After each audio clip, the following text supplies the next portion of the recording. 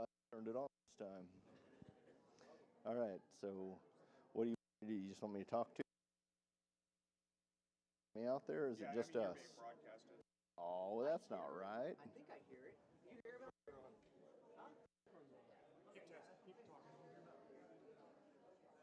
All right, so if you are able, if you look at the screen, we have this thing called Mentimeter. They're not going to be able to hear you. Okay. You need to have your mic here. How much closer?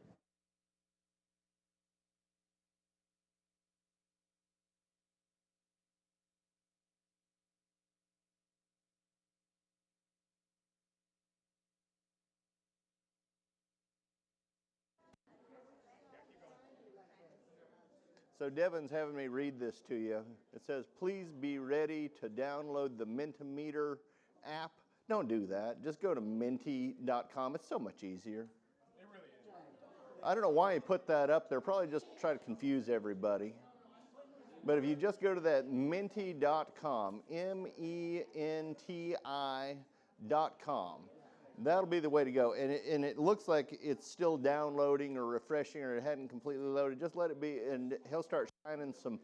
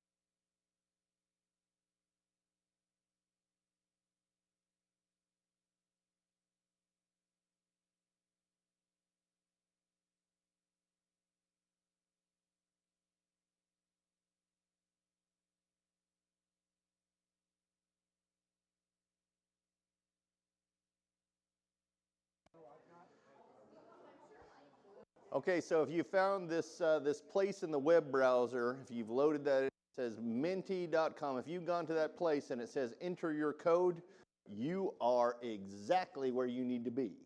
And so just hang this evening as we get ready to start. We're going to put the code up there, but we're not going to put the code up there yet. So just hang tight. Is there only one thing we're going to vote on Mentimeter? No, there'll be numerous things. Okay, thank you.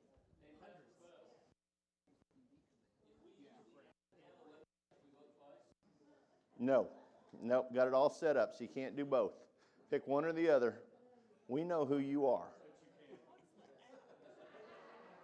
Don't worry about the app. Just go to menti.com. It's much easier. Let's make this as simple as possible.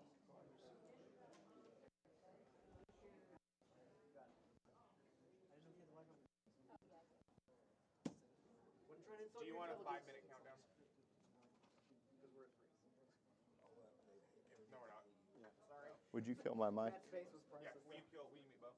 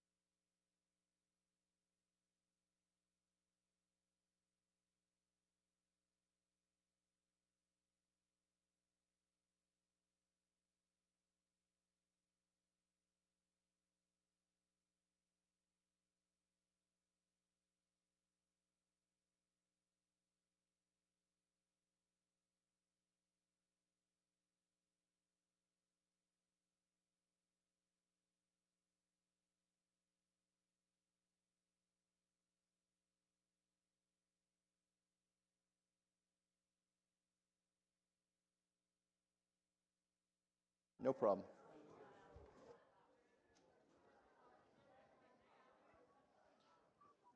They're killing me with this mic.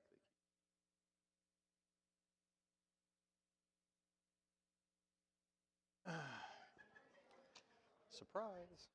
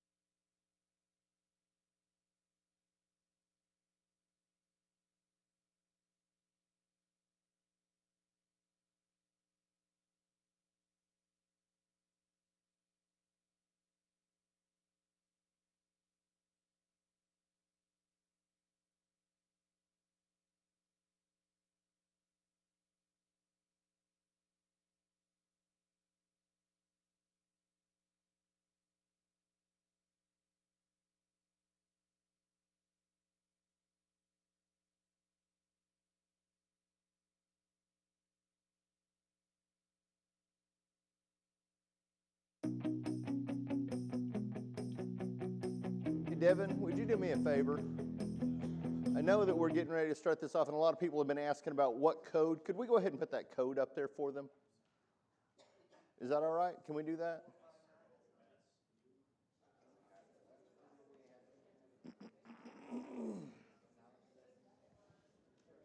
So if you've gone to the app or if you're in Menti.com already, then enter this code and it will bring you to the right screen, and just hang tight. I know that a lot of people have been wondering, I got to that page and now I'm curious, is anything going to happen? Yes, things are going to happen. I will cheer for you. I will root for you.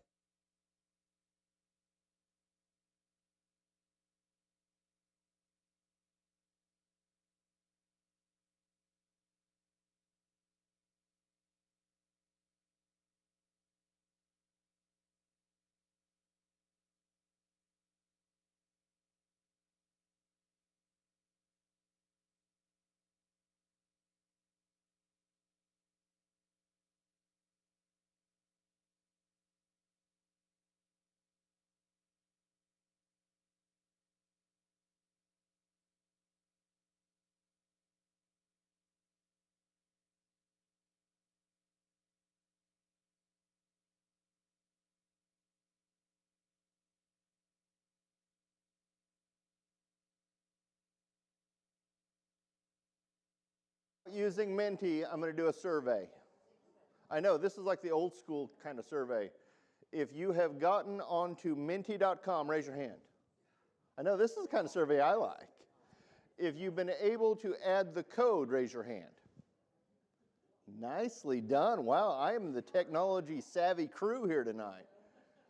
So if you have not been able to do that, so you haven't gotten on Menti and you haven't entered the code, and you're wondering, is somebody going to bring around an electronic device for you to push the magic button on tonight, would you raise your hand if you're that person? We've got people that are looking for you. So they're ready to help you out. So yes, if you are not able to do that, we have some iPads that are going to come around. So as we're voting, if you haven't had a chance to enter your vote, then we're going to have them available. So if you just raise your hand and wave, maybe like you're in praise and worship and you're just worshiping God, you just raise that hand up there, then we'll bring that iPad over to you. I'd like to see more of those hands go up. Maybe not just tonight, maybe on Sunday morning too, right?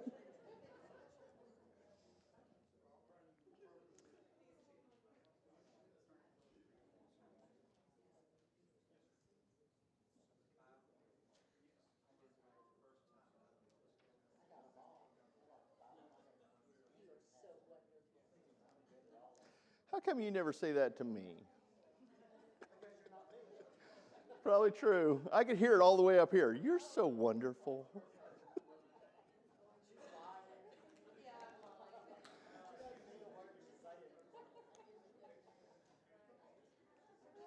All right, it's go time, and I'm not going to hesitate. I know we have a lot of things to take care of tonight. So I'm supposed to get up here and greet you and welcome you. So greetings, welcome. We're glad you're here tonight. Tonight we're going to be discussing some very important topics. Make yourself comfortable. This is going to be a little while tonight. We're hopeful that if everything moves smoothly, that maybe in about 2 hours we'll be out of here. I'm not joking. I like to start that off with, in 3 hours we'll be out of here. I should have started that way. In 3 hours we'll be out of here. And then when you said, I should have said, all right, it's really 2. But we're hopeful in about 2 hours that we'll finish our discussion and be on our merry way. So the things that we're going to be doing tonight, we're going to be voting to select a new logo, and then also we're going to be voting to put a sign on the building. So 2 different things going on, also very similar. Dr. Scraper will be discussing the future of the United Methodist Church with us. And then thirdly, Dr. Scraper and the leadership team have asked for your input. They want to hear your voice. And so they're asking for your help to give some ideas as we go to vision for 2030. So that's a little ways out there. So we're going to look way out into the future in a vision and see how far we can vision for our future here at Southern Hills. If you would, I'd like you to just prepare yourselves in an attitude of prayer and hear this for just a moment. So I was doing my morning meditation this morning, and I like to use this book called The Book of Common Prayer for Ordinary Radicals. And this is what it said to me this day. I know, it's a great book. And this is what it said for today. It said, on January 15th, 1929, Martin Luther King Jr. was born in Atlanta, Georgia. In celebration of his contribution to the civil rights movement, the United States Congress made the third Monday in January a national holiday in 1983. While we celebrate Dr. King's contribution to America, we also remember his insistence that the church exist as the conscience of the state, speaking prophetically to those in power. I like hearing those words. We are the conscience. Today, I hope we're the conscience to the state. We can speak prophetically our message. Here's the word of God for the people of God. Psalm 78. Hear my teaching, O people of God. Incline your ears to the words of my mouth. I will open my mouth in a parable. I will declare the mysteries of ancient times, that which we have heard and known, and what our forefathers have told us, we will not hide from our children. He worked marvels in the sight of their forefathers, and in the land of Egypt, and in the field of Zoan. He split open the sea and let them to pass through. He cleared a path and made the waters stand up like walls. He led them with a cloud by day and all night with the glow of fire. Will you pray with me? God, we come to that moment where we seek your guidance. We look to the future. We ask you to clear a path so that we may walk on dry ground. Lead us this night so that we are prophets to the nations. And also lead us with the glow of your Holy Spirit, that we may create disciples here that transform this world. In the name of Jesus we pray. Amen. So we have a couple things for us to do tonight. So does everyone have one of these? I'm not going to ask you to press the Mentimeter button yet. So the first question that we have is a test. So we're going to test the system. So do we have a question? All right, there it is. Who do you cheer for? And so we're going to test our runners with the iPads also. So runners with iPads, we need some hands for Jesus. So lift those hands up if you need to make a selection still. Try this out. We've got 2 right over here. 3. 3 right here in this row. I'm sorry. There we are. All right, test vote going on. So it looks like OU is winning on this one, 19-13. We got 2 that are low in the ranks there with 6 and 1. Somebody really likes the University of Tulsa, but they don't have anybody joining in with them. Sorry. It's that lone vote out there, that holdout. Say again?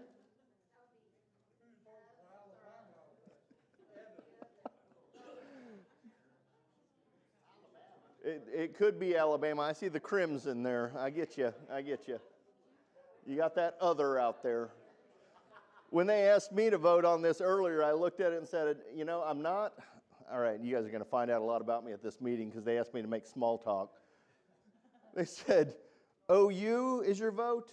OSU, University of Texas. And I said, you know what? Or University of Tulsa. I said, I'm not real partial on any of those teams, so other was my vote, but not for Alabama. All right, everybody had a chance to vote. Anybody not vote? We have one more that needs an iPad right over here, please.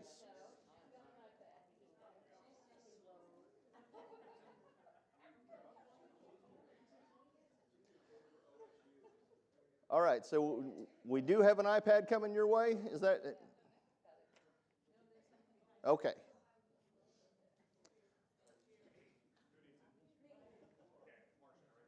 All right, it looks like we've got one more vote to come in, and unless things change drastically by this one vote, I'm going to say that the University of Tulsa is a loser.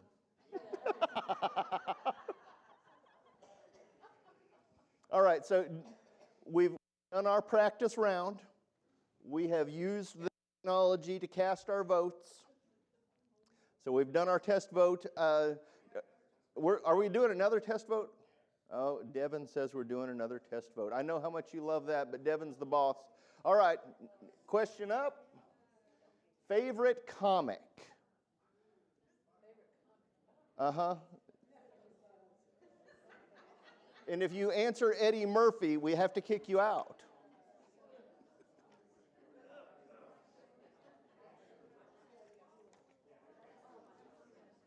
All right, so we got choices of Marvel, DC, Skittles, and then Calvin and Hobbes.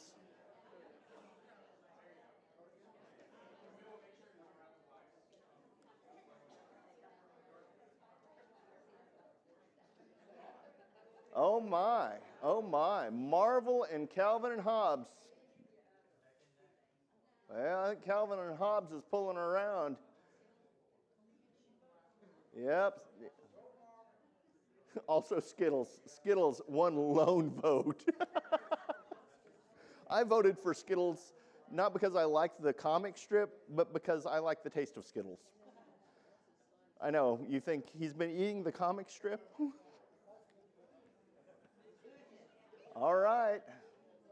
Votes are all coming in. It looks like you guys are getting comfortable with technology.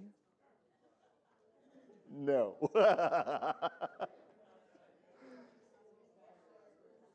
All right, do we have anybody who has not had a chance to put their vote in on Mentimeter?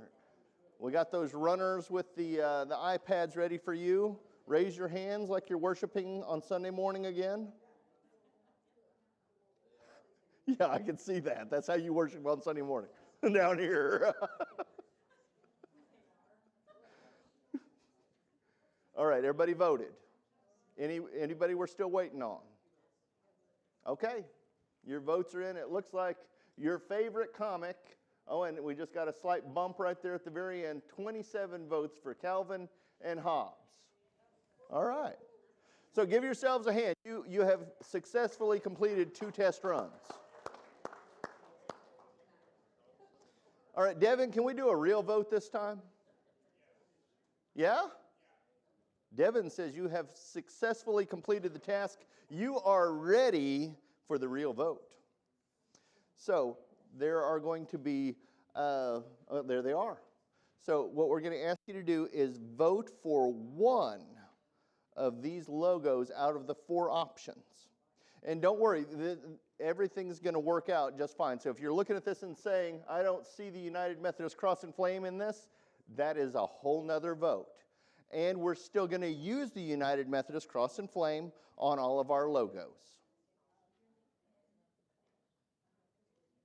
Okay? All right, where are my hands for Jesus that need an iPad? There they are. We need to get you guys right up here on Sunday morning to help us.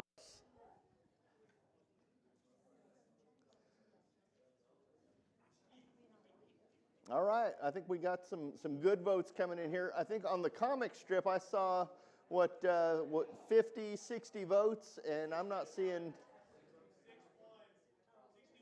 61 voted in total during our test, so we're missing a couple votes here. So if you need help, even if you're using your iPhone, just raise a hand, grab one of our technology gurus, drag them over there kicking and screaming, make them answer your questions.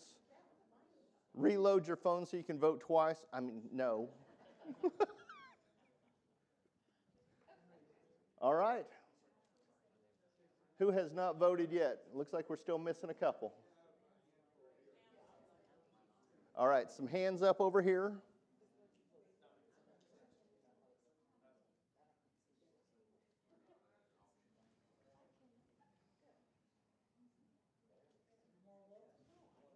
Couple votes left coming in. Mm-hmm.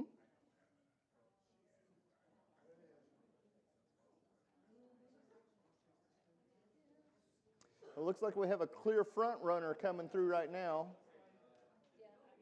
Got the Rolling Hills, and then you've got the SUMC, OKC underneath, and the Cross and Flame mounted directly on top. And that's the front runner right now with 45 votes.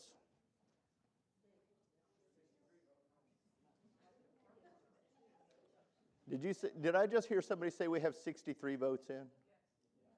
You know, how did that happen? There it is. Wow. That's very helpful for a guy who's a theology major.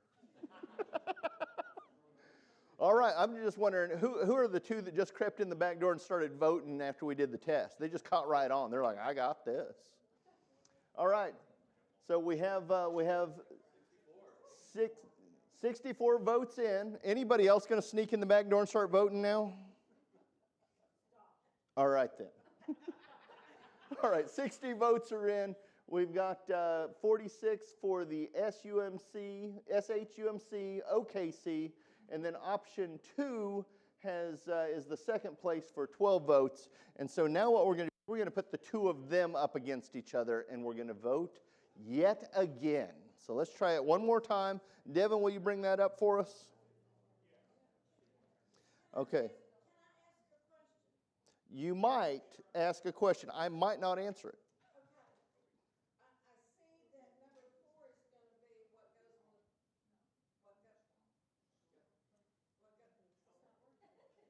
Would you light up this mic for Glenda? I can talk well. No, use the mic. We want to Okay. hear you. Is it on? It's Yeah, on. Okay, I'm on. Okay. We have the cross and flame on number 3. My question is, we are going to vote for what goes on our new building. Do we know that we are forever going to be the cross and the flame people?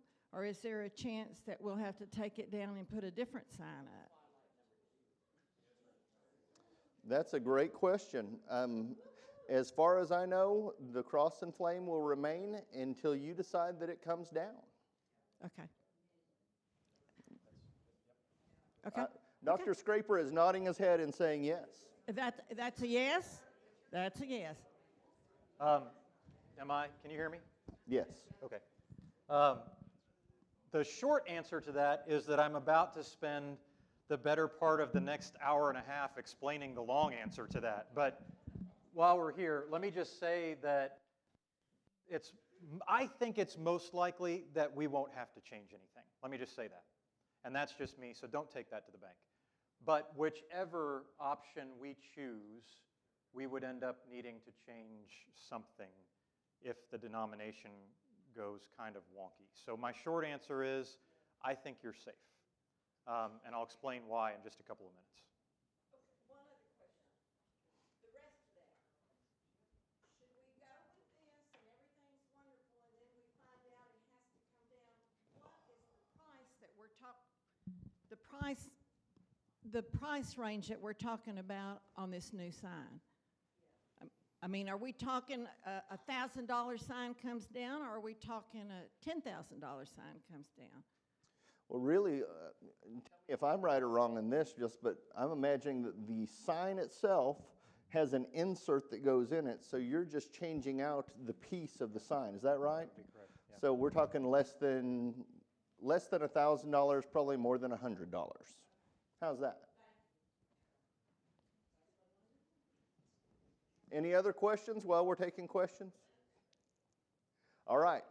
Then if you would, use your Mentimeter devices or start raising your hands again so we can bring you an iPad to vote. And we're going to put the two of these up against each other so that we come down to a clear answer. So we have option number 1 and we're saying option number 3. Those were your two winners. So if you would just vote for one of them, so those two winners, you had your first winner, and then you had your runner-up, is your clear winner. I know my mic bugs out all the time. The only time you like that is when I'm preaching.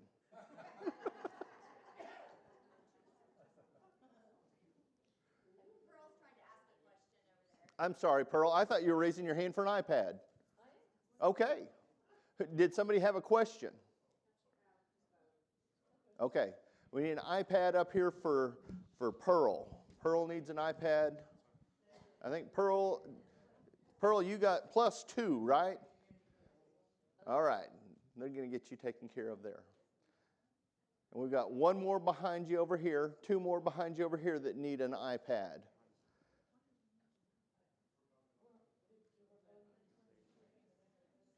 There we go.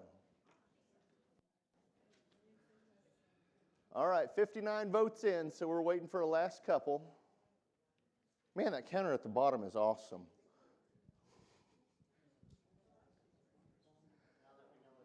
I know. You must be hard at math like me. All right, lacking 2 votes unless somebody else has snuck the door. All right, 64 votes in. Did anybody see anybody creep in? All right, then I think that we have our 2. So we have option number 1 And it got 15 votes. Option number 3, which was the front runner last time, has 49 votes. And so we'll be looking at option number 3 being the logo for Southern Hills United Methodist Church. You can clap, it's all right. If you don't want to clap, well, that's all right too, but we'll know who you are. All right.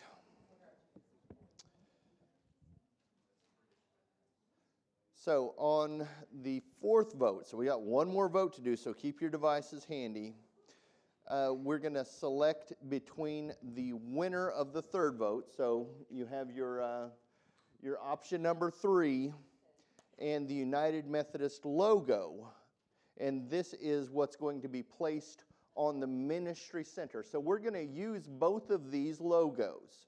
So when you see a letterhead or an email sent out, or we're doing our church bulletins, you're going to see both of these logos on that. So you're going to see the Southern Hills United Methodist Church logo on there, and you'll see the United Methodist logo on there. What we're going to talk about right this moment is your 4th vote. This is what we're going to decide goes on the face of the building out here. So we're going to decide whether or not it is the logo of Southern Hills United Methodist Church, or if it is the cross and flame. It is not. I asked this question earlier. I thought we could just make this real simple and say, why don't we just put one on each corner? We can put one. The building is prepared and specified for one logo. So I need you to break out your devices and tell us, are we going to put the Southern Hills United Methodist Church logo on there, or are we going to put the cross and flame logo of the United Methodist Church on the new ministry center? And if you, I think that we can assume that this row right here is going to need a device.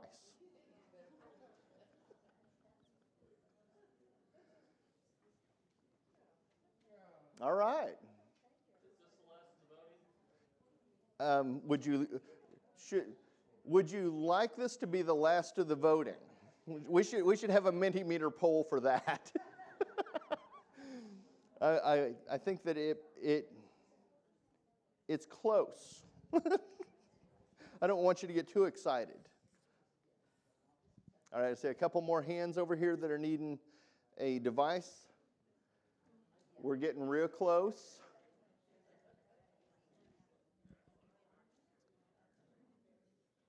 $23 votes for the cross and flame, 35 for the Southern Hills United Methodist Church logo.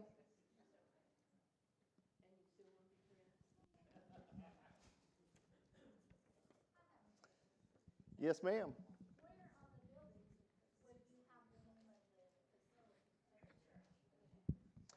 It's right up on this building that's facing the street, so it's right up on the corner.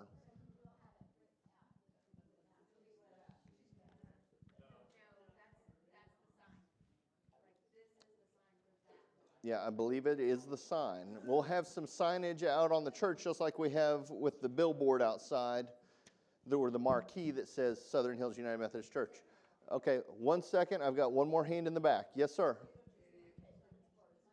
Say again? It will be lighted. That is a great point. Thank you, sir. It will be a lighted sign. One more question here, sir.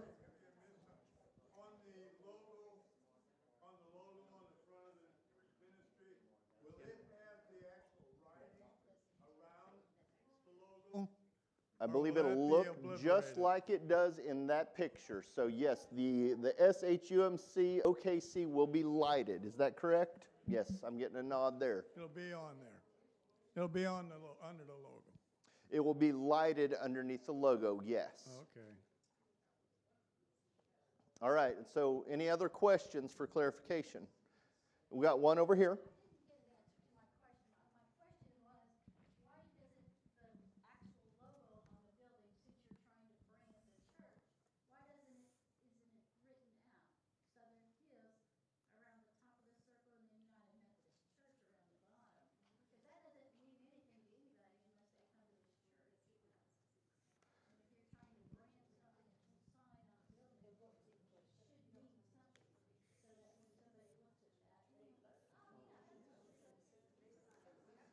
Okay, and that's a great question, but yes, in branding, so when I think of a brand, I actually think of a cattle brand.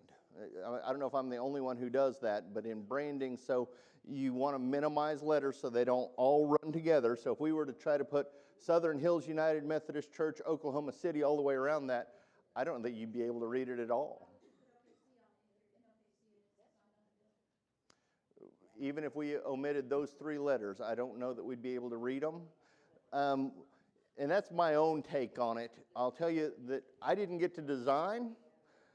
I get to help you through the voting process. This is the one that you've brought to the top of the pile at this point, and so I'm helping to usher you through that part of the process. Yes, ma'am?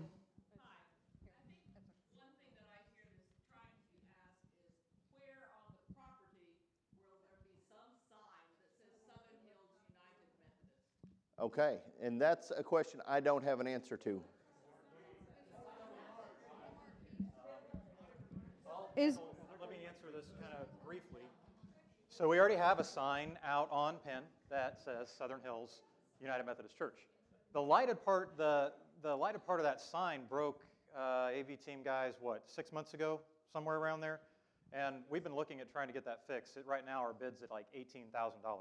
So the sign itself already says Southern Hills United Methodist Church. If we didn't have a sign on Penn that said Southern Hills United Methodist Church, then I might wonder about that. So we already have one out there. It's kind of prominently located. So if you're asking where it will be on the property, it's already out there right on Penn Avenue. Okay, so we've had 4 more people sneak in the door. I don't know where they came from, unless some of you are not good Christians and you're pushing that button more than once. Actually, that won't work. We already tried that this morning in our practice session. True. It was actually Pastor Matt that did it more than once. Yep. So we had 68 people that have cast their votes, and it looks like the winner of our poll is that the logo of Southern Hills United Methodist Church has gotten 44 votes, and that it will be the logo that is posted on the building. All right, give yourselves a hand. So that will be our ministry sign on the new Christian Ministry Center. All right, I believe that Dr. Scraper. Let's give Bo a hand for leading us through the voting and for keeping the conversation lively as we were voting. That's a new gift I intend to make use of in the future. And friends, let's also give a round of applause to the AV team. Thank you guys for being here, for running all over the place to help us do that. Now keep your phones out and keep them on that menti.com, because in a little bit, when I get to the next part of the presentation, I'm going to ask you to help me a little bit with the visioning process. And in order to do that, we're going to ask you one more question using Menti.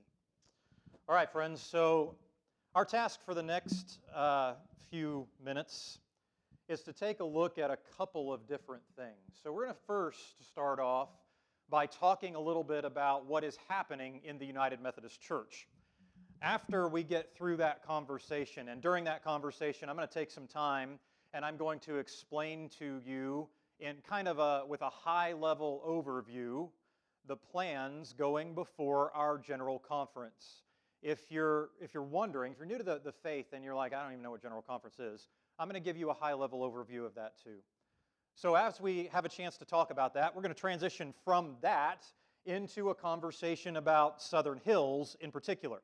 Because at the end of 2019, our leadership team asked you to give us some feedback about where you are on some of these different topics. So we asked you to participate in some surveys. 130 of you did that, and I'm going to share tonight the results of those surveys so that you can see where you are on those questions as a community of faith, all right? So we're going to talk about that a little bit.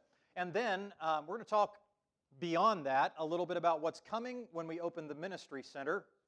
And then I'm going to ask for your help. The leadership team, we've had some great meetings here recently, and we're about to kick off 2020 with another meeting here on Sunday. Leadership executive team will be meeting Sunday. The full leadership board comes together in March. That full leadership board has about 25 people on it.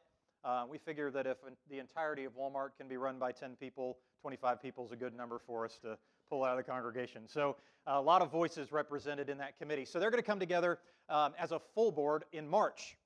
Tonight, the leadership team really wants to know what you think our priorities should be for the next 10 years. What is our vision for 2030 going to be? So tonight, at one point, I'm going to ask you to break up into smaller groups. And I'm going to ask your group to come up with one priority that you think Southern Hills should be focusing on for the next 10 years, 2030. Now, that doesn't mean we're only going to have one priority. We just want your feedback. And because it's already going to be a long meeting, we figured we'd stick with one from each group. But then we're going to ask you to come back together, share your thoughts with the group. We're going to record those thoughts and take them to your leadership team. The executive team will look at them Sunday. The full leadership committee is going to look at them in March.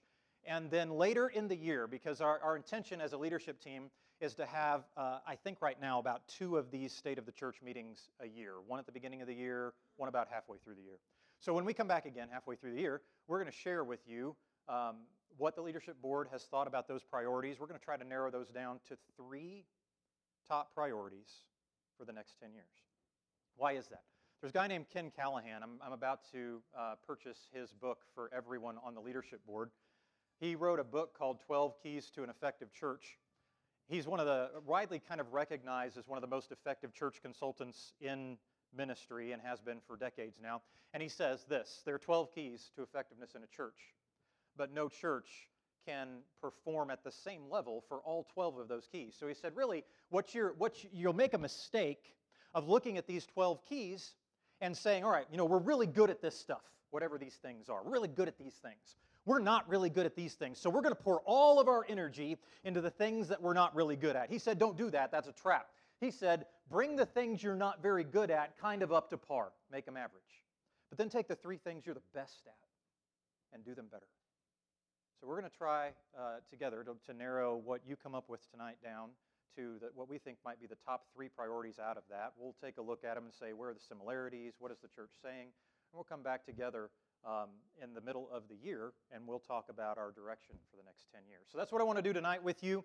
And I think my hope is that as a result of our time together tonight, you're going to be more informed about what's going on in the denomination, but also have a chance to talk a little bit about what we can do and who we can be in the next 10 years. Can we open up with prayer? It's not really a question. Let's pray. Gracious and giving God, we're so grateful for everything that you're doing here at Southern Hills, and we're grateful, God, for the opportunity to be a part of what you're doing here together with the other members of our family. We know, God, that we live in a contentious time, and we know that there are topics that divide us. We also know, God, that you are the God of all of us. We know that we share in common a deep and abiding love of you and a great desire to share your love with a broken world. So we pray, God, that your Holy Spirit would be in this place tonight. We pray that you would guide our conversation tonight. Help us to better understand who you are calling us to be, and what the decisions that will be placed before us in the future will be, so that we can faithfully serve you. This we ask in your name. Amen. All right, friends, when you leave here tonight, there is a table out at the Welcome Center. And on that table, you're going to find a packet that looks like this. You're welcome to take one of those and take it home. It is a packet that was put out by, I'm not sure who did this, United Methodist News Service, that takes a look at the different plans going before General Conference side by side. Welcome to take that home and browse through it. If by some strange twist of fate we end up running out of them tonight, we'll make a link available to you, so just let me know and we'll get that to you. So tonight, I want to talk to you about what is going on in the United Methodist Church, where we are and where we are going. We've had 2 meetings about this in 2019 as we approached General Conference of last year and then after General Conference of last year. So as you know, the United Methodist Church has been in the process of deciding what its doctrine will be or what its practice will be relative to, in particular, a couple of issues related to LGBTQ inclusion. For the United Methodist Church, that conversation has really focused strongly around the ordination of LGBTQ people and the marriage or the celebration of marriage of LGBTQ people in our churches and by our clergy. So there are other peripheral conversations, but I would say that the large conversation, is focused really kind of intently on those two topics. So last year, there was a special called General Conference. You may be new to the United Methodist Church and thinking to yourself, what is a General Conference? The United Methodist Church is hierarchical, and that means that we're not congregational. What is the difference? In a congregational church, all decisions are made by the local church, by the individual church. The individual church will ordain its own ministers, make its own decisions about its doctrine. Sometimes they'll be a part of an association, a larger association, and the association will say something like, here is what you should believe if you want to be a part of our association, and here are the requirements that you should hold to if you want to ordain ministers in your churches. But there's a difference there between should and have to. In a hierarchical church like the United Methodist Church, we have governing bodies that set the doctrine for the whole denomination. So the second largest denomination in the world is the United Methodist Church. We have about 12.5 million members, but there are about 80 some odd million Wesleyans throughout the world, around the world. Our general conference, we're divided up into conferences. When I first heard that, I thought, that's a terrible name. Well, it's an older way to talk about how we come together as a group.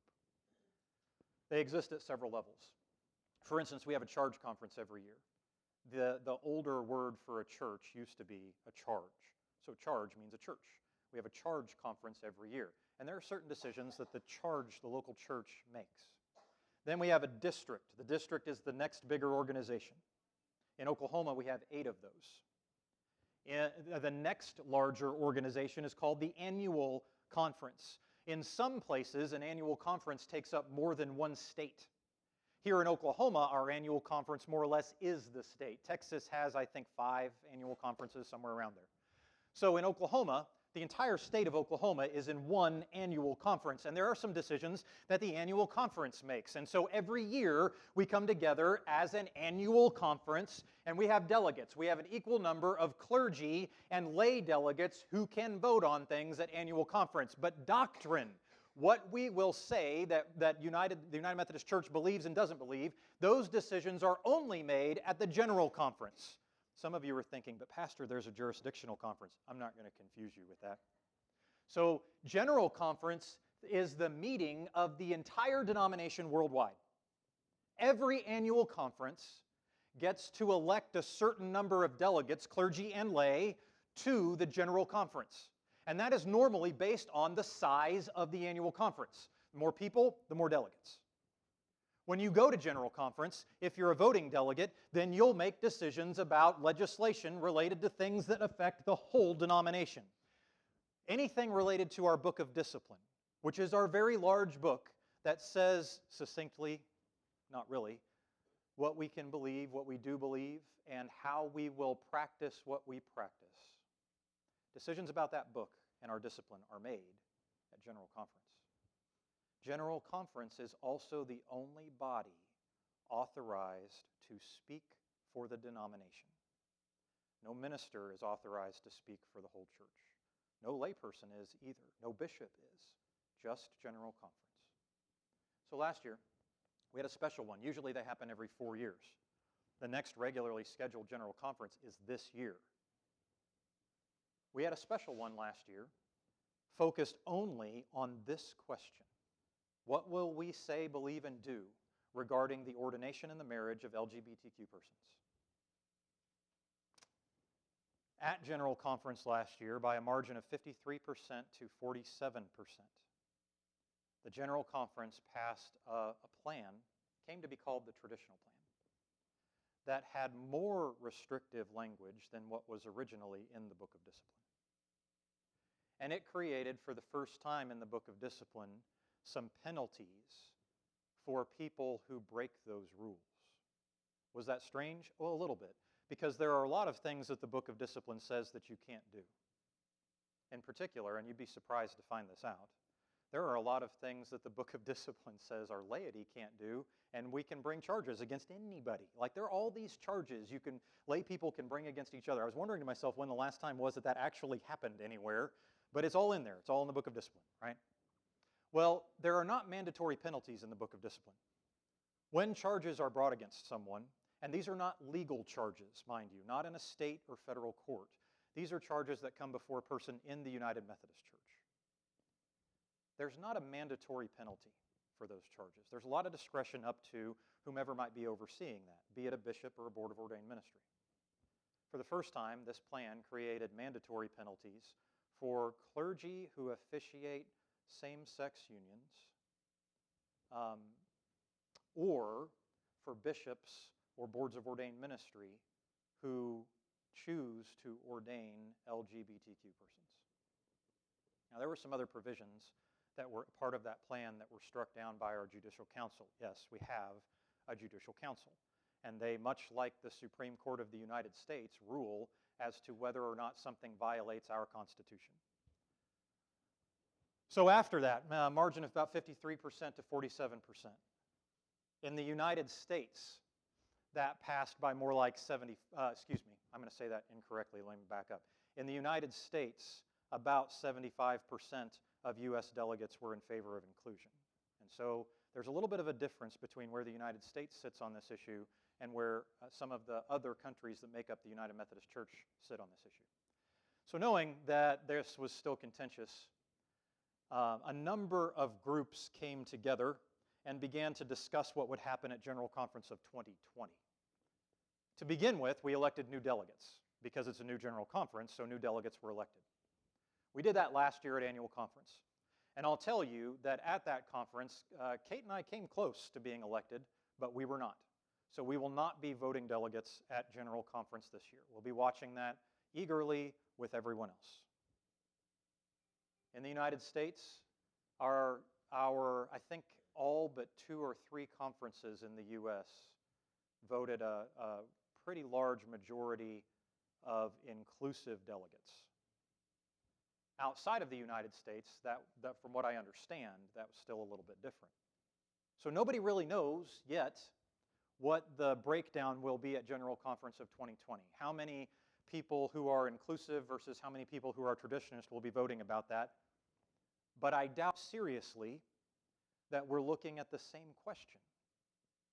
Because after 2019, all of the groups that influence what happens in the United Methodist Church, much like any other large international or national organization, there are caucuses in the United Methodist Church. Quite a few of them, actually. There are probably, 3 major traditionalist caucuses, and I would say another 3, maybe 4 major inclusive caucuses.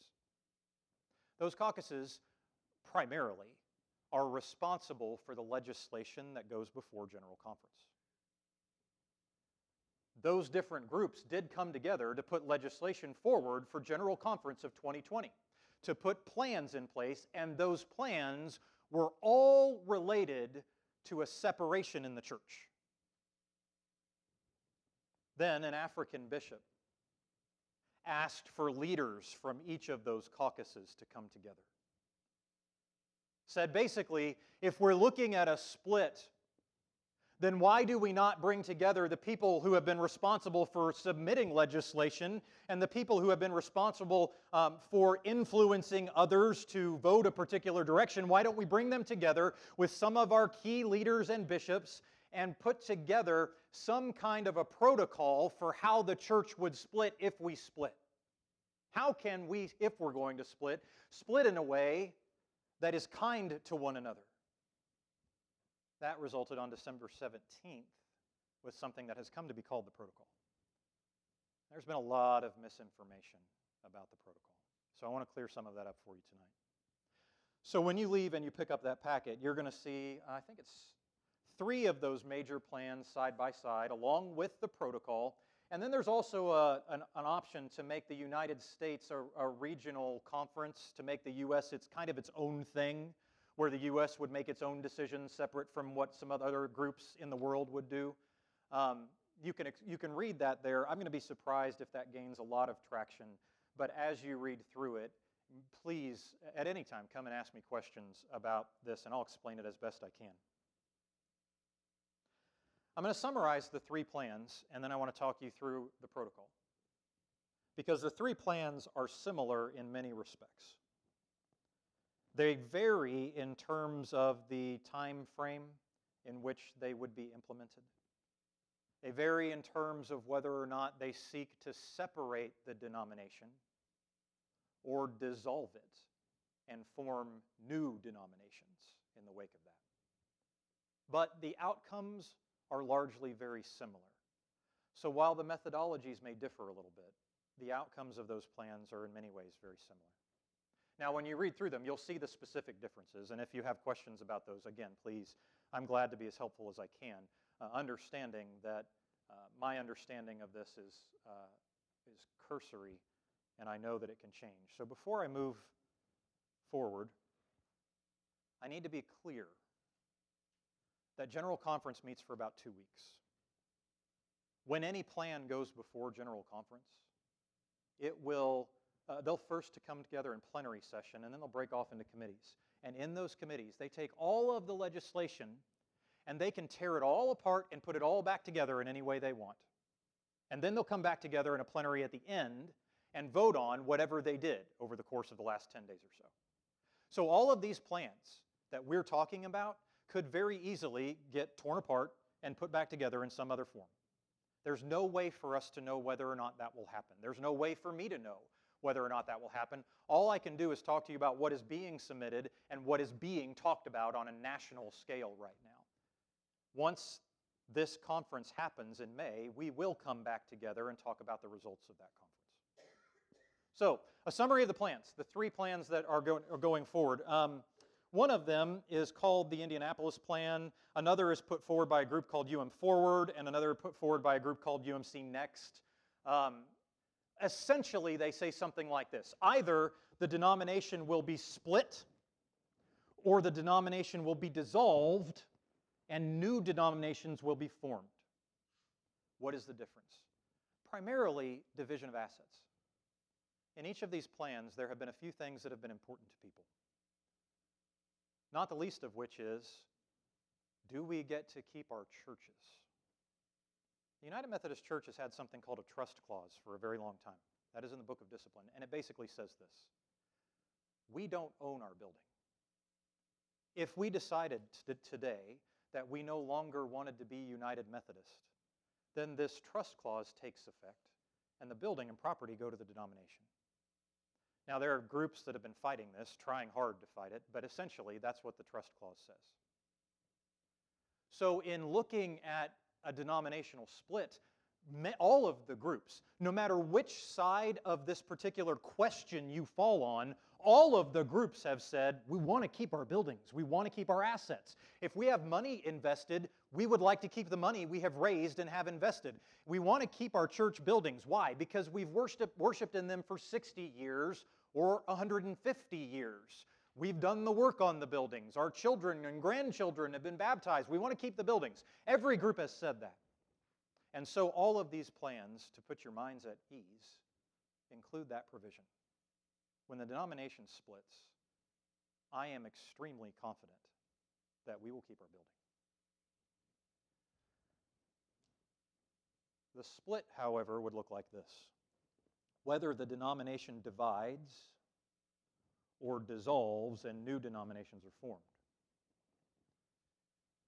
we would have somewhere between 2 and 4 expressions of the church. Think denominations. So 2 and 4 new denominations. There are all these names floating around about what they could be. The summary I can give you of that is nobody's decided on a name, so let me refer to them according to more of a political affiliation, just to make it easier to understand. Let's say we had two that come out of it. One would be a traditionalist denomination, and the other would be an inclusive denomination.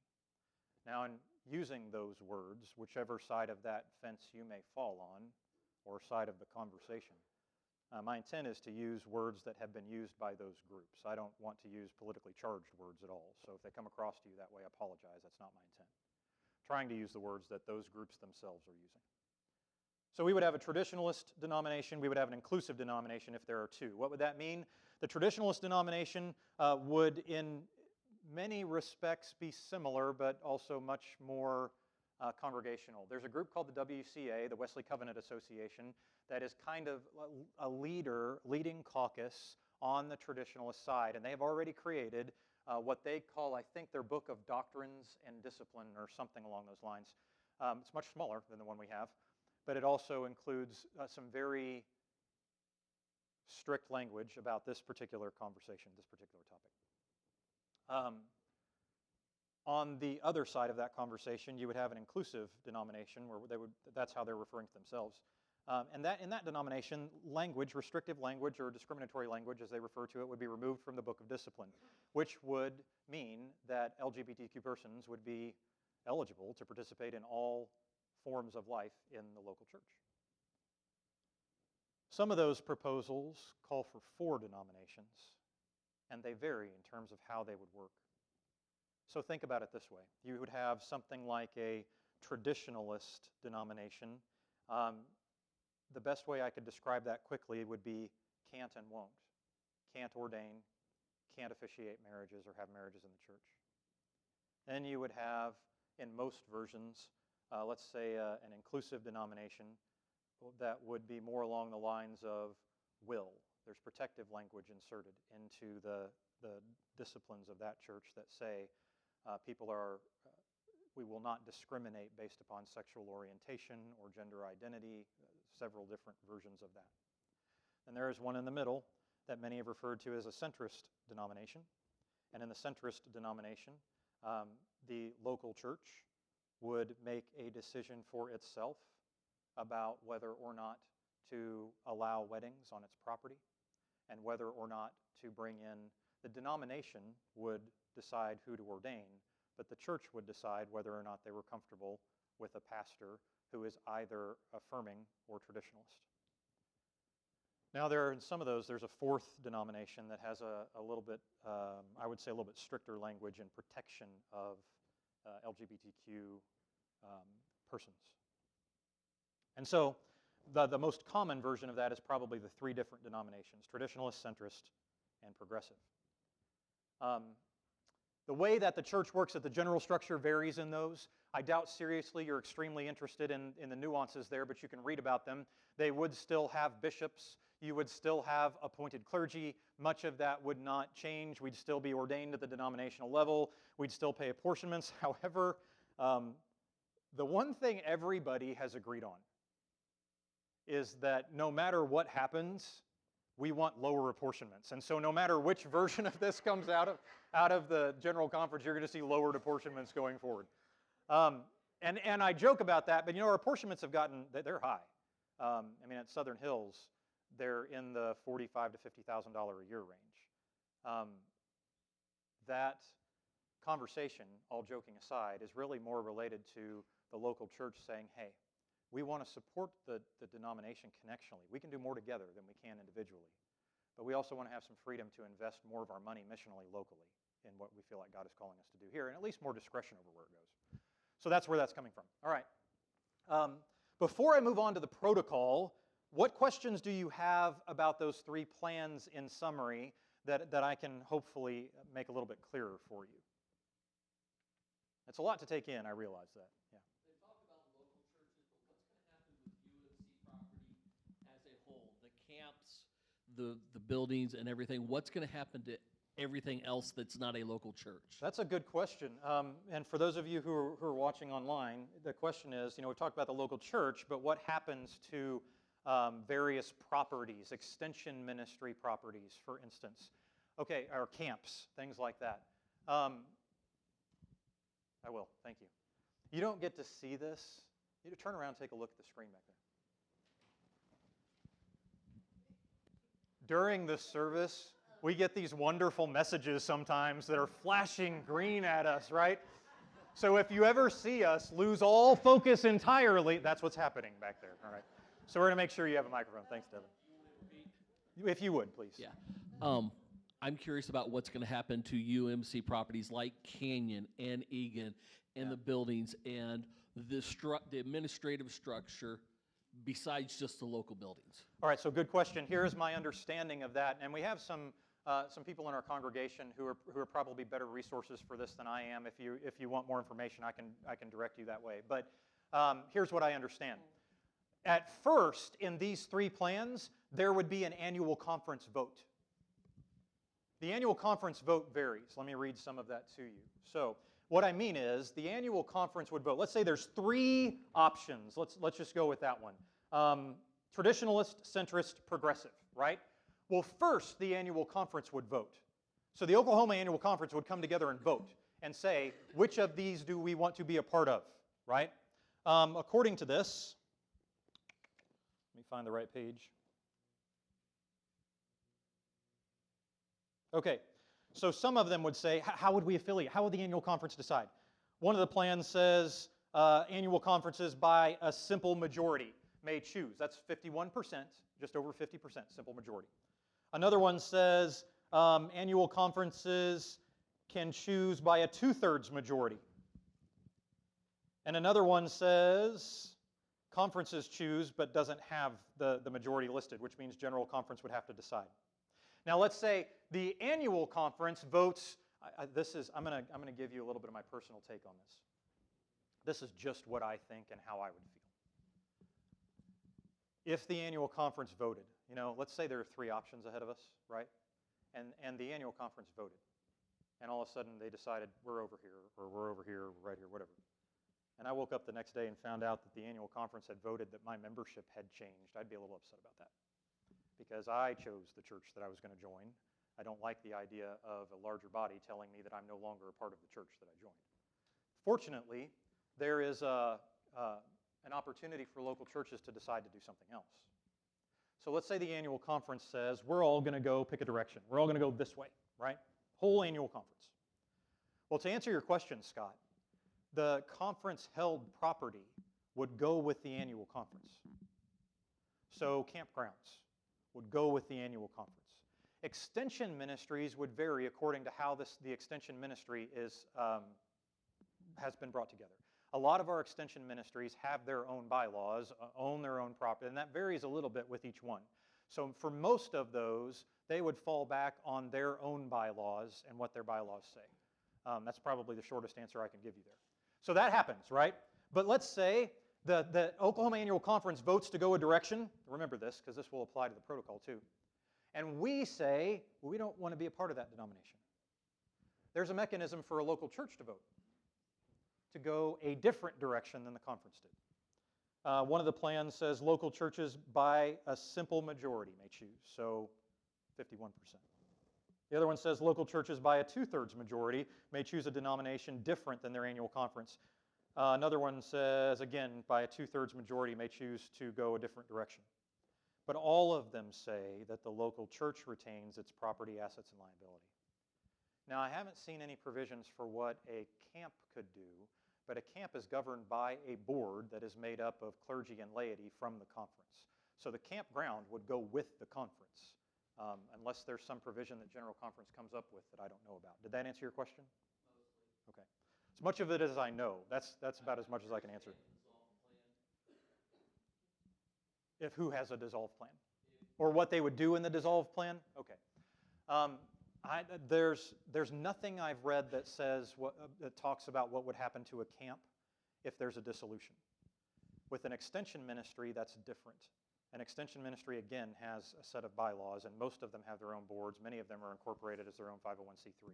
So in a dissolution, my understanding is they would not dissolve. They would continue on business as usual, and my suspicion is their board would decide who to affiliate with. But I think that would vary a little bit. Good question. Other questions about the three plans? Yeah. the name, like our church is named the Right. United Methodist Church of Southern Hills. Right. Well, how are they gonna do that? What would the name of the denomination be? Two of those plans say the United Methodist Church continues through the centrist United Methodist Church. So the United Methodist Church part of that would remain with the centrist group. The others would obviously have some different name and they would choose it. I can't tell you what they would choose. One of the plans, the dissolution plan, has the whole UMC dissolving, which means no one would be called the United Methodist Church. They would all pick a different name. And I can't tell you again what those would be. Each group would pick those names. So in two of the plans, the United Methodist Church stays with the centrist group. In one of those plans, the dissolution plan, which dissolves the Methodist Church, the United Methodist Church, that name goes away, as would the Cross and Flame. Other questions? That's a lot to take in. I'm grateful for your questions. If not, let me move on to the protocol. But if you're thinking of questions, please don't hesitate to ask. So what is the protocol? Well, the groups that came together to write the plans I just told you about, along with the other groups that have major influence, along with some of our bishops, were brought together by an African bishop who said, hey, all of these plans are trying to get at the same thing. What if we could figure out a way to do this where we agreed about how to do it? So they tried, and they did. Now you're going to hear things like, oh, this group was not authorized to come together by General Conference, therefore it doesn't count. No group was authorized to come together by General Conference. That's not how that worked. Or you'll hear something like, oh, they have to suspend the rules at General Conference in order to make this happen. Also, that is not true. They want to suspend the rules because the rules would say this.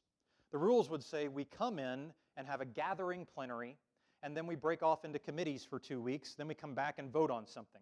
What they want to suspend the rules about is this. They want to say, we're going to vote on the, I keep wanting to say protocol. We want to vote on the protocol right at the beginning of General Conference. That's the rule they want to suspend. Why? Because then they want to take the rest of General Conference to work out the details instead of having to have another General Conference called 6 months or a year later. That's the rule they want to suspend. So these groups came together, all of the groups responsible for the proposals I just read to you and the others. In particular, influential groups like the Wesley Covenant Association, Good News, Next, Forward, MUM, I think MUM was there. I don't know, I'd have to look that up. Came together and said, hey, let's see if we can work something out. The protocol that they came up with basically looks like this. There would be most likely 2 denominations. The United Methodist Church would continue. So to answer Bill's question, there's still a United Methodist Church. The traditionalist group would split off from the United Methodist Church and create a new denomination. Do you remember when I told you a minute ago that the Wesley Covenant Association, one of the major traditionalist caucuses, they already have a new book of discipline written. So the traditionalist group would split off from the United Methodist Church and form its own new denomination. Would that be called the United Methodist Church? According to this, no. The United Methodist Church would remain. What would happen with that? I'll answer that question in a minute. How many people are we talking? Well, there are just over 12 million United Methodists in the world. The Wesley Covenant Association and Good News, and what is the name of the other conservative caucus? Good News and can't remember their name. They've said that they believe they have about 125,000 people that will go with them. It's about 125,000 out of a little over 12 million, yeah. Where does the ME fit into this? The African...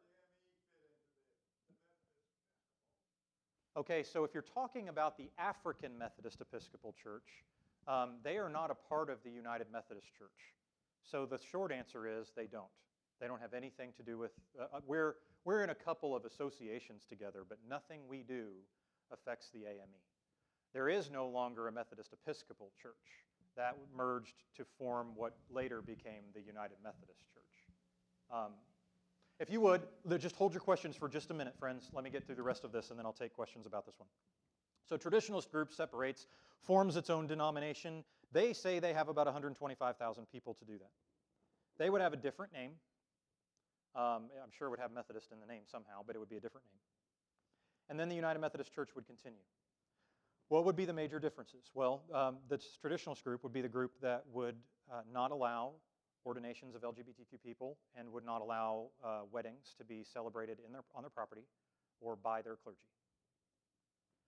The United Methodist Church, then, that continues as a part of what the protocol suggests, would remove all language about LGBTQ persons from the Book of Discipline.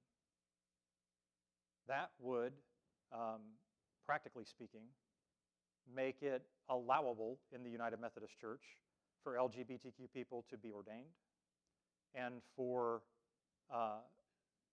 LGBTQ people to celebrate wedding ceremonies and on church property, and for clergy to officiate those ceremonies. That group that I just mentioned, that would still be the UMC. Here's the thing. You don't have to vote under this plan. And if you don't vote, you remain part of the United Methodist Church. So you can vote to be traditionalist, or you could choose not to vote. And if you choose not to vote, you stay in the United Methodist Church, which means, practically speaking, then the denomination would allow LGBTQ ordinations and weddings. Now, an annual conference can vote to be traditional. That vote has to pass by 57%. So an annual conference, say Oklahoma, could vote about this at annual conference. If they get a 57% majority, the whole annual conference goes traditional, right? But then local churches may say, we don't want to be a part of that group. We want to stay a part of the United Methodist Church. The plan says that the local church would have to vote by either a simple majority or a 2/3 majority. What does that mean? They haven't decided. General Conference would have to make that call. So it's either 51% or 2/3, which is what, 66, 68%, 67%, whatever that is. If that happens, then let's say the whole annual conference goes with the traditional group, and churches within that conference vote not to, so they stay in the United Methodist Church. You might be thinking, what happens to the Oklahoma Conference? This is confusing, so I apologize. If the Oklahoma Conference votes to go with the traditional group, they are no longer the Oklahoma Conference. If a church votes to remain in the United Methodist Church, the churches that remain are still the Oklahoma Annual Conference, because the group that left is now part of a new denomination. Feel free to ask questions. I know that's confusing. Let me go through some of the other salient points first. There is also a provision that the United Methodist Church would give $25 million to the traditional group over a period of 4 years, to help fund the start of that new denomination. There's also $2 million put in escrow for the possibility of other new denominations, because they expect that there may be some legislation that would allow churches in some capacity to form additional denominations. $39 million is protected over 8 years to support ethnic ministries and Africa University. Property, assets, and liabilities. This speaks to your question about the other proposals. Property, assets, and liabilities of annual, jurisdictional, and central conferences, so annual conference properties, are retained by those entities regardless of affiliation. So if the annual conference votes to leave, their properties go with them, which would mean like the conference office down on OCU's campus. If the Oklahoma Conference voted to be traditionalist, they would take that property. The camps would go with them as well. Again, Extension Ministries would be a little different. Pension plans for clergy and lay employees remain. As money is, it was the most important topic at General Conference. But the United Methodist Church has what? Is it like, Kate, the second largest pension fund in the United States of any organization? It's huge. And so, understandably, there was question about where the pensions would go if the split happens. Well, our pension management organization has created a way for the pension of the clergy to go with that particular clergy person, and for the liability, this is important for the church, the liability of that pension to remain with the church. previously, if a church wanted to leave and could work that out, you would have to pay not only the cost of your building, whatever your building is worth, but you'd also have to pay the unfunded pension liability for the ministers that had served here. At Southern Hills, just to give you an idea, that number comes to somewhere in the vicinity of $500,000. Then you also would have to pay back any grants you got, like the $250,000 grant we got for building the building. Well, building costs would be figured into that $500,000. So total, we would have paid about $750,000.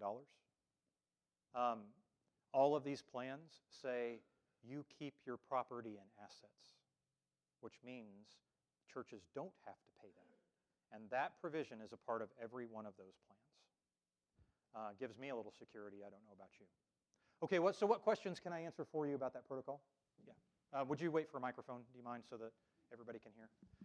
There are memes that say things like, no, you cannot speak loud enough. Hard of hearing people can't hear you. That's true. My deaf wife cannot hear when people don't speak in a microphone. Okay, so you said there's about 12 million Methodists, and that if there was the split, they believed that 125,000 would go with the traditionalists. That's like 1%. How does that work if 57% or 53%, sorry, had voted in kind of a more traditional route? That's a good beforehand? question. It just doesn't seem like the numbers are quite right. Well, that's a good question. Let me explain it. So the numbers are actually, the 125,000 that's a self-identified number coming from the traditionalists. It's not anybody else saying that. They're saying this is the number of people we think we have. Yeah, there are about 12 million people. The problem is that General Conference is a representative democracy. So you end up at annual conference or general conference with one clergy delegate and one lay delegate who represent their views, not necessarily the majority view of their congregation. For instance, I'm about to share with you what you said you were, right? Had you sent a traditionalist delegate to annual conference, that person would have had a vote that's disproportionate to what the congregation here believes. Would have represented 30% of the church instead of 70. So you have that working out on a larger scale at General Conference. 53% of the people voted for that, but you see that change reflected in the U.S. in how delegates were elected the following year. In the United States, over 75% of the delegates were progressively oriented as a result of General Conference 2019. So what you're seeing there, in short, is that the delegates don't represent the population effectively. Does that help to answer your question? I think in addition to that, you're seeing one other thing, and that is this. If the protocol passes, then you create a situation where it's allowable but not required. In that circumstance, you will have people who will say, I'm a centrist, but I lean to the right on this issue. But I'm okay with the fact that my church can decide what to do for itself. So I'm not going to leave, I'm going to stay because my church can decide. You also have that factoring in. So where did the WCA and Good News get their numbers from? I do not know the answer to that question. I just know that those are the numbers they gave. Other questions? Sure. So if this passes this way, and we're dealing with, this is United Methodist Worldwide, how does that affect countries and places where it is illegal for these, for LGBTQ people to get married within their vicinity or their church? Even if you say, hey, we don't necessarily want to split off, but that would be something that, could really truly hurt somebody. What do they do in those situations? Well, again, I think how would it affect them? The answer to that question would be that there's not a plan that doesn't allow for a traditionalist group to form. And so if you're talking about a country where that's illegal, I can't tell you what they would do, but my assumption is that they would probably join the traditionalist side of that group. I'd be a little surprised personally if they stayed with the centrist or progressive side. But the option exists in every one of those plans for people in any country to choose to be traditionalist. Does that make sense? Other questions? Yeah. Oh, yes. There was one back here earlier. Yeah. Are there currently Methodist churches in the United States that are not United Methodist churches? Okay. Are there Methodist churches in the United States that are not United Methodist? Yes. The United Methodist Church is the biggest Methodist church in the world, but there are plenty of others. There are Free Methodists. There are Wesleyan Methodists. I couldn't tell you what they all are. You have African Methodist Episcopal, Methodist Episcopal, Probably similar. AME Zion. Are they similar? There are some pretty big differences. There's some pretty big differences. Not both in polity, which means how they're structured, and also in many cases in belief, doctrine and belief. They will share some Wesleyan tenets, like some Wesleyan understandings of some doctrine, but there are some pretty big differences. Other questions? Are you ready to see what you said about yourselves? Okay. Friends, please, pick up a piece of paper, read through it. Again, I can't tell you what will happen.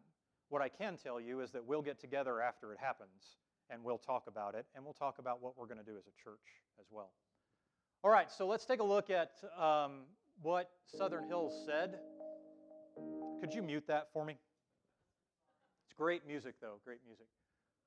All right, so our first survey had to do with inclusivity. We call it a compatibility survey in the church, and you took this over the course of about 2.5 months.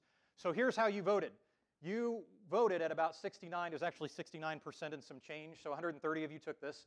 69% and some change said that you are inclusive, and about 31% of you said that you are traditional on the topic of LGBTQ marriages and ordinations. I will tell you that over the last 4 years, I've gotten a little bit of a feel for the church, and I expected us to lean that direction. That's a fairly substantial lean that direction, as much or more as some of the other churches that I've encountered. All right, let's go to the next one.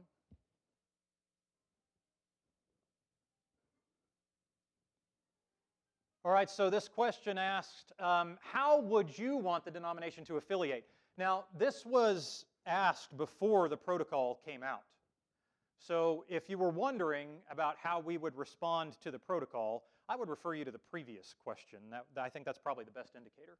This was based on the 3 possible denominations that were originally talked about: traditionalist, which is can't; centrist, which is local church decides; and progressive, which is have to.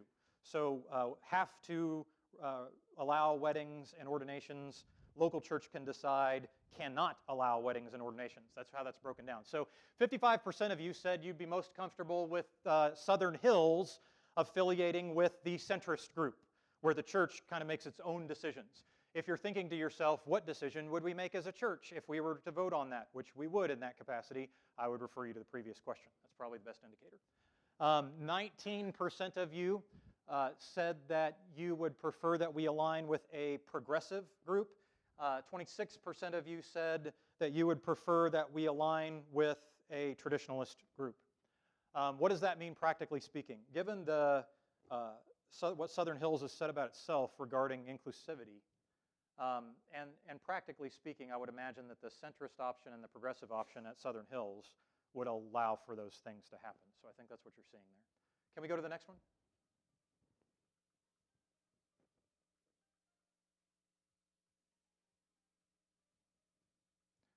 So one of the questions we asked was, will you stay no matter what happens at General Conference, or would you leave to go find, if General Conference made a decision that didn't align with what you personally believe, would you stay at Southern Hills anyway? Or would you leave and go find another church that you felt like matched your belief systems better? 62% of you said, we'll stay here no matter what. And that's across the board, whether you identified as inclusive or traditionalist. 62% of you said we'll stay. 38% of you said, well, I'm going to leave to find a church that matches my beliefs. And that's a mix of progressives and traditionalists, or inclusive, people who voted inclusive, people who identified as traditionalists. So you might be thinking, well, how many people actually said they would stay? How many people actually said they would leave? Let's bring up the next slide.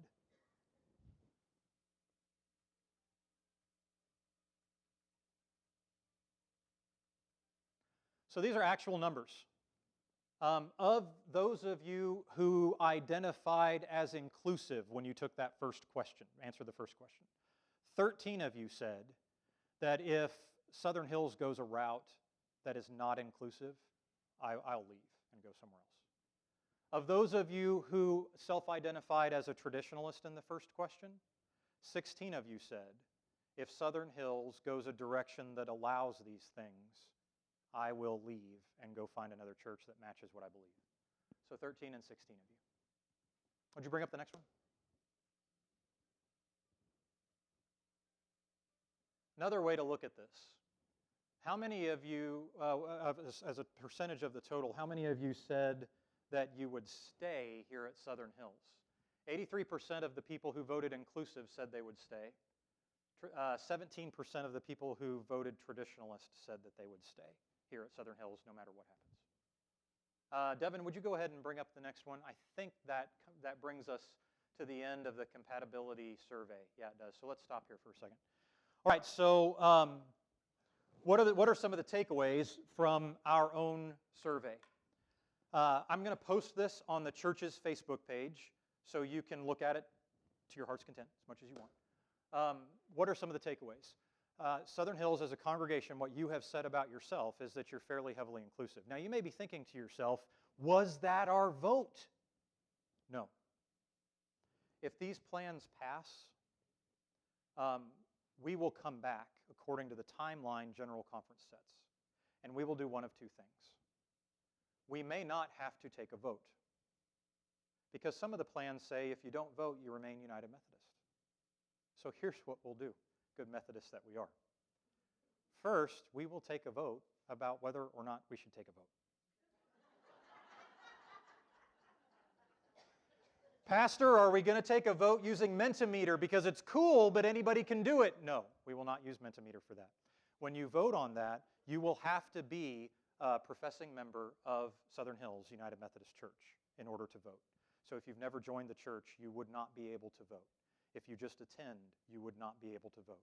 We would not use something like Mentimeter.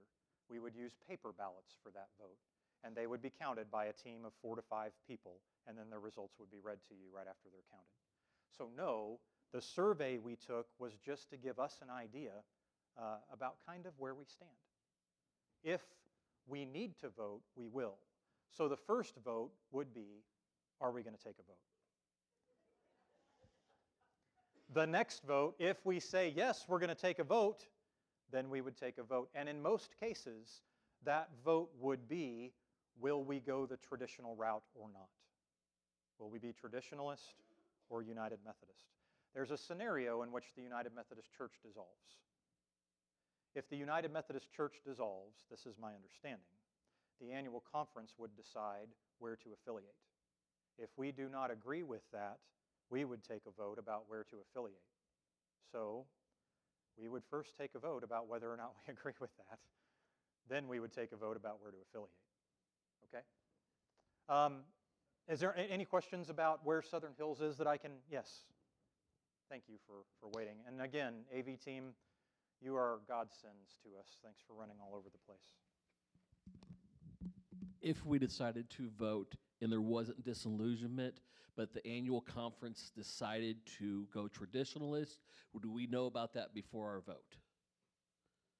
Are you asking, just so I'm clear on the question, that if the annual conference voted to go traditional, would we know that that happened before we voted? Yes. Is that the question? Yes. Okay. You will know as much information as I can give you, you'll have.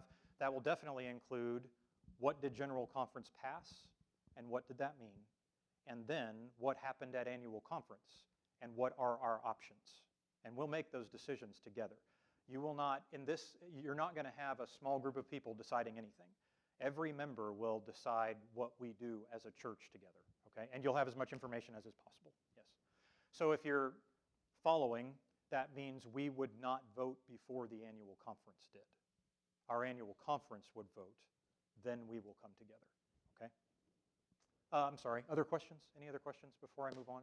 I know you're dying to find out who's going to go to which service, so if you have other, okay. If there are no other questions, and I want to answer those for you as best I can. as you have them, please come and ask. I know this is deeply personal. This is also deeply personal for all of the clergy. My family, my own birth family, does not fall onto the same side of this conversation, and in many cases have been divided over it. And so I know how personal this is. It's personal for me too. But I am grateful that we have a chance to come together and decide together about the future of our congregation here at Southern Hills. I think that's a blessing. All right, let's talk about what services you're going to go to. Mostly I did this because I was curious and also because I wanted to know how to prepare. And what did you say? We're going to split it evenly. And honestly, up until like the last day, the exact numbers, they were right at the same for the 3 services, right? So what does that tell me? Well, practically speaking, I think our 1045 service will get smaller. And I think that most likely our 930 service will be our largest service. A lot of people have said, well, I'm going to try out the different services and see what I think. Good idea. If I were attending a church, I would go to the service that I felt like going to that Sunday. And also, I would go to the service that was still running after I got up on Sunday morning. And so, a lot of you also said, though, that we're going to go to one of the services on Sunday and also to Wednesday night. Sunday services, so you understand, Sunday services will have, all of them will have a similar message. If you've ever sat through, how many of you have sat through 2 services? I don't always preach the same thing twice. It'll be similar, but it won't be the same thing. But on Wednesday evenings, that will actually be an exegetical, an opportunity to exegete the Scriptures. So while right now I'm about to start a series called The Next Christians, right? That is, I think, a 6-week series. My first focus on at the Wednesday night service is 1 Corinthians. We're going to be going through 1 Corinthians. So you're going to see a difference there. And because of that, a lot of people say, well, we're going to try them both out. What will the service be like? The actual Wednesday night service will be exactly like the 9:30 service. What I say will just be different. So, I mean, if you sleep through the sermons, you won't know a difference anyway. So that's what you said about where you're going to go. Thank you for taking that, because it gives us an idea about how to prepare and where to focus some of our intentional marketing efforts. All right, bring up the next one if you would. All right, now, friends, I want to ask you to join me in doing some visioning for us. I want to take a look at where we're going in the next 10 years, because I don't think this is the end of the church. And I don't think this is the end of Southern Hills United Methodist Church. Are we going to have to say goodbye to some of our friends? Probably, at least on Sunday mornings. And I'm as sad about that as you are. But I believe we're still here at Southern Hills going to be engaging in vital and effective ministry. But I want to get your feedback. The leadership team wants to get your feedback about what you believe our priorities should be. So here's the help I need. I'm going to ask you to talk specifically about closing the gap. So in a minute, I'm going to ask you to break up, just in little small groups around where you are. I don't care how many people are in the group. It doesn't matter to me. Just get into smaller groups around where you are. I'm going to ask you to come up with one priority for Southern Hills for the next 10 years. Some way in which we can close the gap between where we are and where you feel like God is calling us to be. Here is where we are. We're where we are right now as a result of almost 7 decades of ministry here in this place, in this area. So between where we are, where we've come to, and we've come a long way in that time, between where we are and where you feel like God is calling us to be, what is a priority that can help us to close that gap? Well, Pastor, what do you mean? What can we select? I don't care. What I want to know, what the leadership team wants to know is, what do you think the gap is that needs to be closed? In what way is God calling us forward? What is the most important thing to your group that we could focus on in the next 3 years? We are going to try as a leadership team, as I said, to narrow those down to 3 priorities, because that's manageable for our church. So if you are a member of the leadership board, in a second I'm going to ask you to stand. And then I would like for you to take up positions around the room to meet with different groups. So if you're a member of the leadership board, would you stand up? You're thinking, oh, don't make me stand. Hey, I didn't call you up here to give the presentation. God save you. So if you would stand, And then if you would spread yourselves out around the room to help talk with people who are in different groups. Devin, I need you to prepare let's do an 8-minute countdown. I'm going to give you 8 minutes to talk together as a group about what your priority is. As you do that, remember that at the end of your time, I'm going to call you back together. We need one person from your group to be ready to share with all of us what your group decided. Go ahead, if you would, and separate into smaller groups right where you are.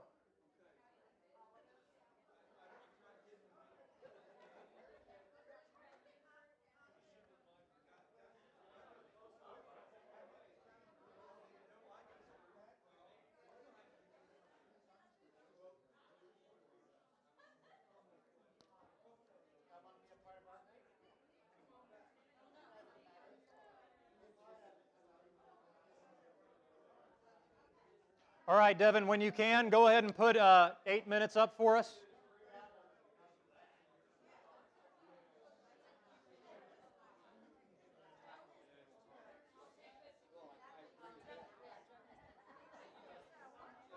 Can we do 8 minutes?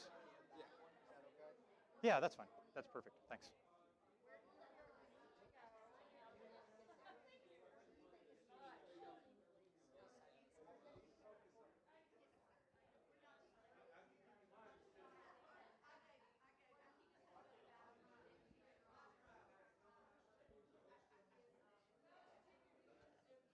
Am I still on?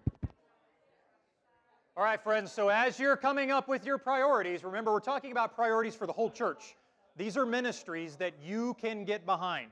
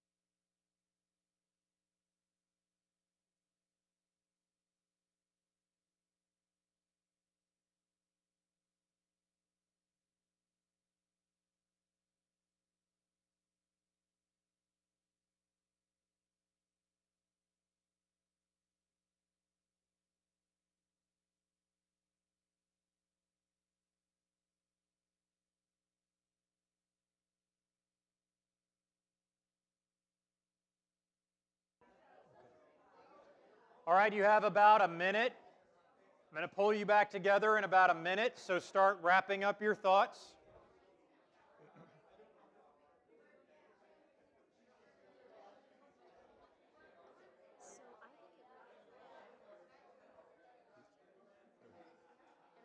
Did you have a lot of people?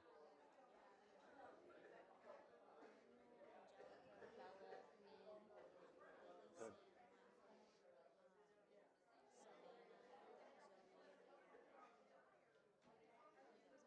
Okay. Okay.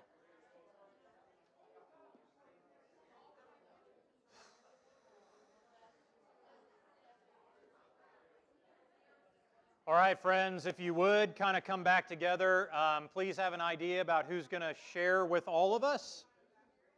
As you do, as you come back together, please go ahead and pull out your phones and bring Menti back up. So you can go to menti.com. The AV team will be ready to help you.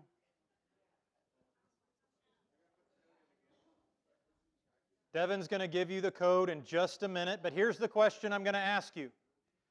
I want to know what word comes to mind first when you think about Southern Hills United Methodist Church. So I'm going to ask you, there's your code, I'm going to ask you what word comes to mind first? When I just said that, what came to mind first when you think of Southern Hills United Methodist Church? Devin's going to pull that up for us. All right. You should see an opportunity on your phone to type in a word. We have filtered out profanity. Sorry, you're not going to be able to do that. When you think of Southern Hills United Methodist Church, what comes to mind?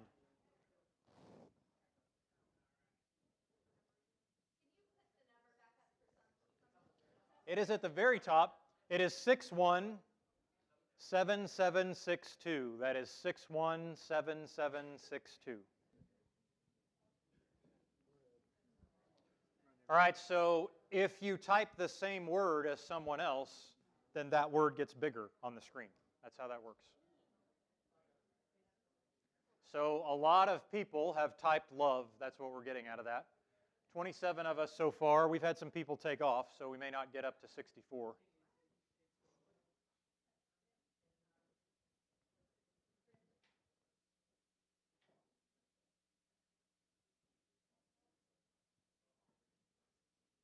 All right, so here's what I'm seeing as it's coming up. They're still coming in. We've got love and friendly and family that are kind of being submitted by most of the people. Welcoming and home. And then we have some other words that have come up. Dedicated, friends, children, inclusive, hospitality, community, relationships, dedicated, worship, church. They keep moving. Opportunity to grow. Outdated. That's a fair one. All right, friends, that's pretty phenomenal. Now, if you haven't had a chance to write your word yet, just do that.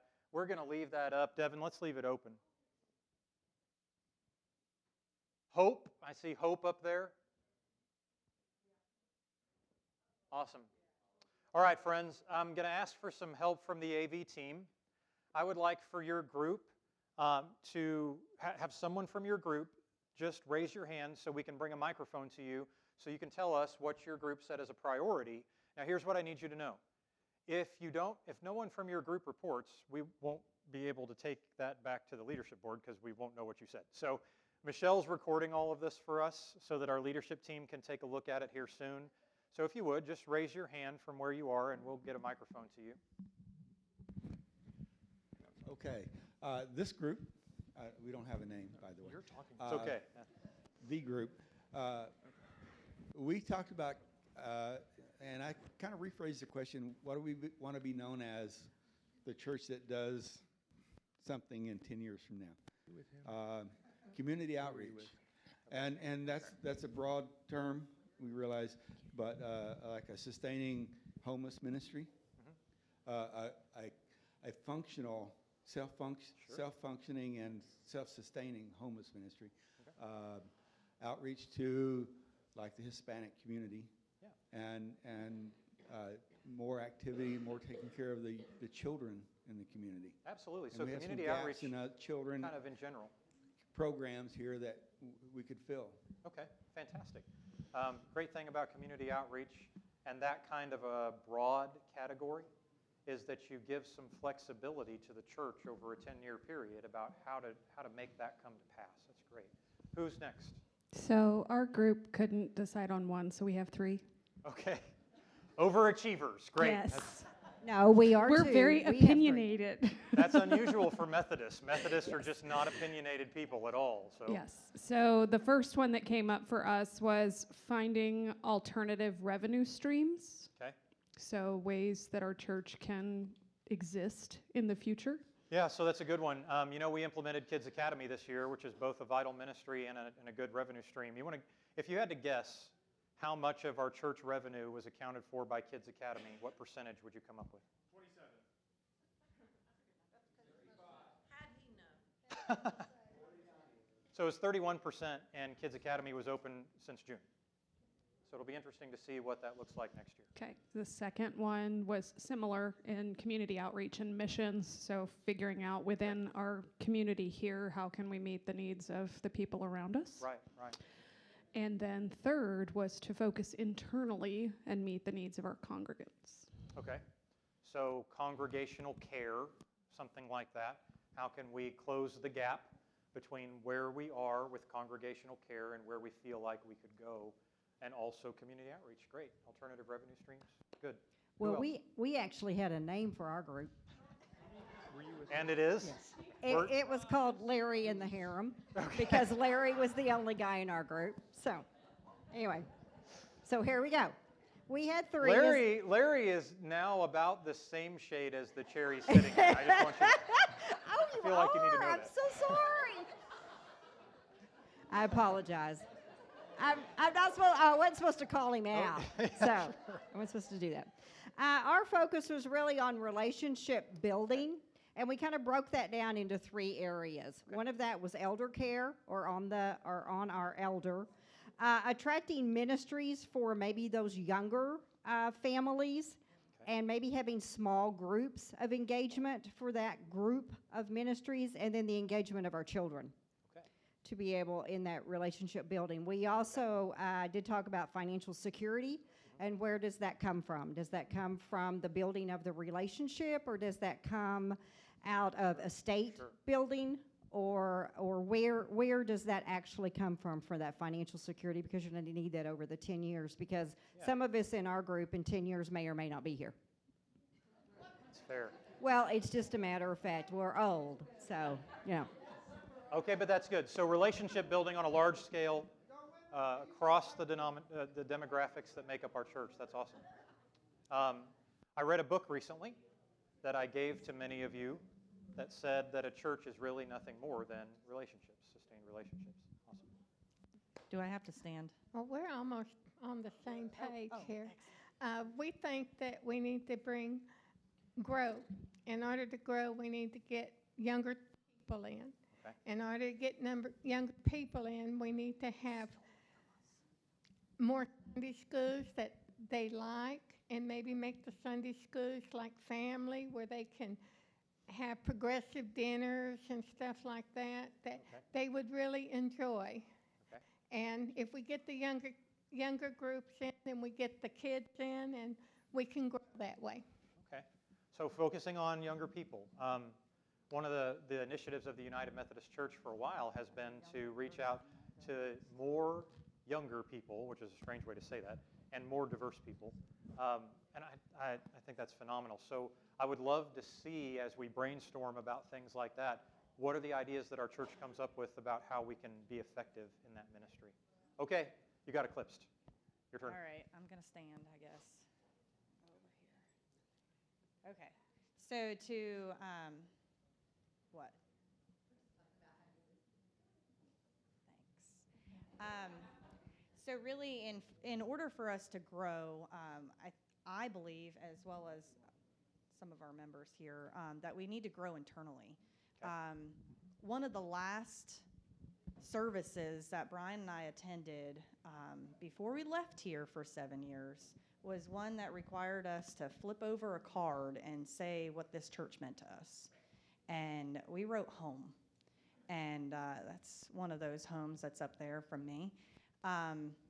When we had the opportunity to come back here, we put Tinker on the top of our list because it was home to us. But we knew with coming home that there was going to need to be change here within the congregation, within this building, within this church. Change that we were willing to step in and help.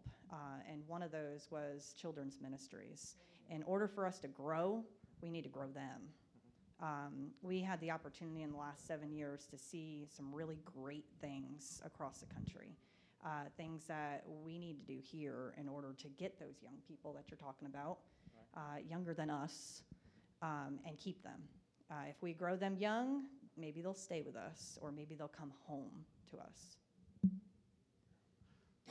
So growth, internal growth, and particularly, again, that there's a focus there on kids.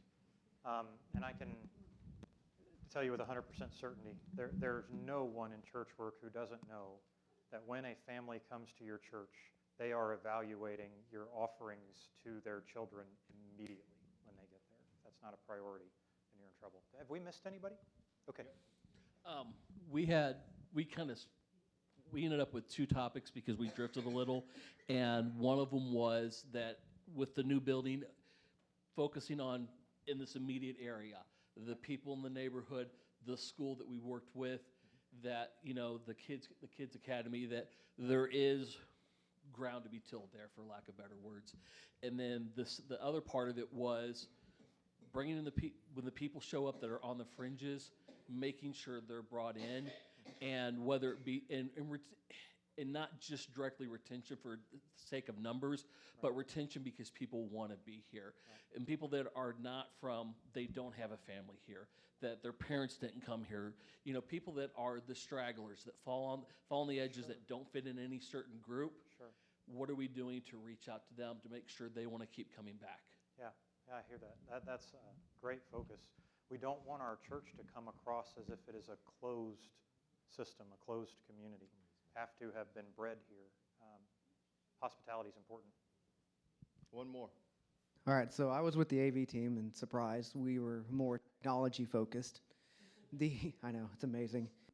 We felt that over the next 10 years, we really need to sink some thought, effort, time, and money into the technology of this church, of our different buildings, and our outreach, specifically the technology of outreach. Tonight alone, we've had 20 people log in, watch the service that we've been broadcasting, and also probably even vote. So we don't know how many people voted for everything that we're actually watching yet or not. I don't know. But 20 people were watching this service alone. So, and as Matt has said in the past, we have people all across the world watching our services. I really think we need to sink some effort into that over the next 10 years. All right, so intentional focus on technology. Let me see if I can do this real quick.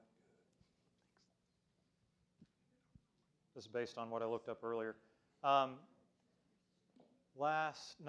this Sunday. So a lot of our viewership comes in throughout the week. I don't know about you, but I care about how many people we're reaching, period. And so our one service, our 1045 service alone, averages somewhere between 46 and 50 or 60 people per week in the course of that week who participate. The 815 service is usually closer to 25 to 30 people, and they come from all over the place. And that's fairly regular every week. That's a pretty amazing outreach for a church our size, for doing nothing more than asking some very dedicated people to make that possible. That's a cool outreach. I just wonder sometimes how many lives we're impacting doing that. So that's great. Have we missed anybody? All right. It is 8:21. So we got you out of here 9 minutes early, which is a record for me. I need you to know that. All right, friends. I'm glad, whether you are participating online or whether you're here in person, I'm glad that you care enough about the future of our church to make something like this a priority. I believe that as we're visioning, stepping out into what the next 10 years will look like, we need to be doing that together. We need to be coalescing together around a vision that we are passionate about as a community. And so we're going to take that. Your leadership team is going to toss it around and pray about it and come back to you with 3 priorities based on what you've said tonight. So expect that to happen in June. General Conference will be in May. So in June, we will come back together. I'll talk to you about what happened at General Conference, and we'll talk about the priorities we've set for the next 10 years. Let me pray with you, and then we'll get out of here. Gracious and giving God, we are grateful for the opportunity to come together tonight to learn a little bit more about what the future may hold for us and how we can step into that future together as a family of faith, to learn a little bit more about who we are, what we believe, and what it is that we feel like you are calling us to. We pray, God, that you would help us to step in to what you will bless. And this we ask in your name.